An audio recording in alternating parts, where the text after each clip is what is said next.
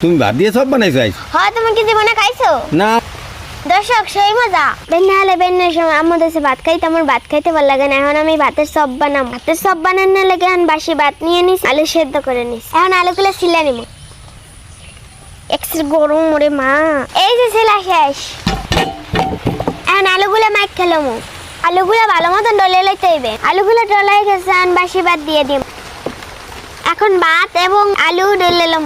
ডলতে কষ্ট কিন্তু খাইতে হেভি মজা। আলু আর ভাত ডলা শেষ। এখন বাকি মশলাগুলো দিয়ে এলাম। পেঁয়াজ কুচি, মরিচ, জিরের গুঁড়া, মরিচের গুঁড়া, লবণ।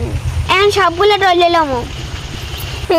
ডলতে যে এমন কি কষ্ট হইতেছে, কিন্তু খাইতে যে মজা। ডলা শেষ, এখন সবগুলো বানাইলাম। আপনারা কিন্তু বুঝছেন না, আবার আমার হাত ধোয়া না, আমি কিন্তু হ্যান্ড ওয়াশ দিয়ে ধুয়ে আইছি। এই যে এরকমের সবগুলো বানাই নিতে হইবে।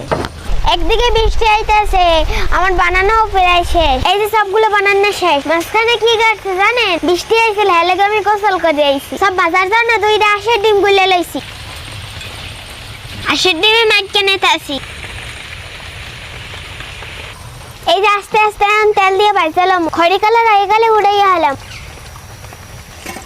ভাতের সব বানানো শেষ। পিড়ি পিড়ি বৃষ্টি হয়ে পড়ছে। এই যে দেখেন আমার দাদা হয়ে পড়ছে। তুমি ভাত দিয়ে সব বানাইছো আইস? হ্যাঁ, তুমি কি জীবনে খাইছো? না। বিসমিল্লাহির রহমানির রহিম। হ্যাঁ, অসাধারণ স্বাদ। বিসমিল্লাহ। দর্শক, সেই মজা। ঘরে তাই বৃষ্টি হইতেছে। লো লো লো লো লো।